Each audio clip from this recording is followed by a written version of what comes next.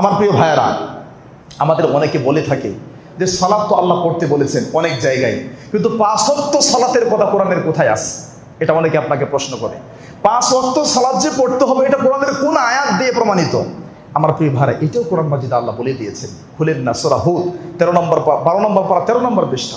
সেখানে আল্লাহ প্রথমে বলছেন وَأَقِمِ الصَّلَاةَ طَرَفَيِ النَّهَارِ وَزُلَفًا مِنَ اللَّيْلِ أَقِمِ الصَّلَاةَ طَرَفَيِ النَّهَارِ।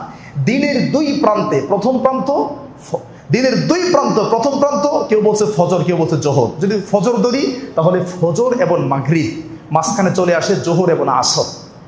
তাহলে ফজর, জোহর, আসর, মাগরিব মুহাদ্দিসিনে কেরাম এই 4 ওয়াক্তকে বুঝিয়েছেন। এরপরে আরেকটা আয়াত, এটা সূরা রুমে আসছে 21 পারা 5 পৃষ্ঠা। ফাসুবহানাল্লাহি হিনা তুমসুনা ওয়া হিনা তুসবিহুন। ফাসুবহানাল্লাহি হিনা তুমসুনা ওয়া হিনা তুসবিহুন।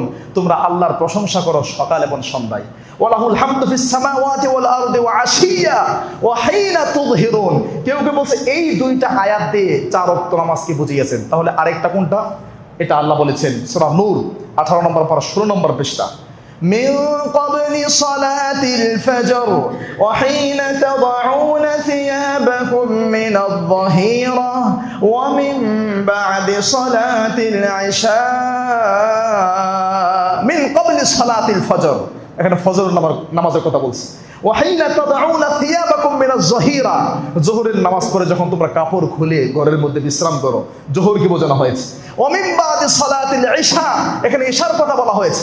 আমার প্রিয় ভাইয়েরা, এরপর ফজরের কথা আল্লাহ বলেছেন সূরা বনী ইসরাঈল 15 নম্বর পারা 8 নম্বর পৃষ্ঠা। ওয়া আকিমিস সালাতা লিদুলুকিশ শামসি ইলা গাসাকিল লাইলি ওয়া কুরআনাল ফজর।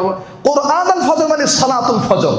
তার মানে 5 ওয়াক্ত সালাতের কথাও কোরআন মাজিদে আছে।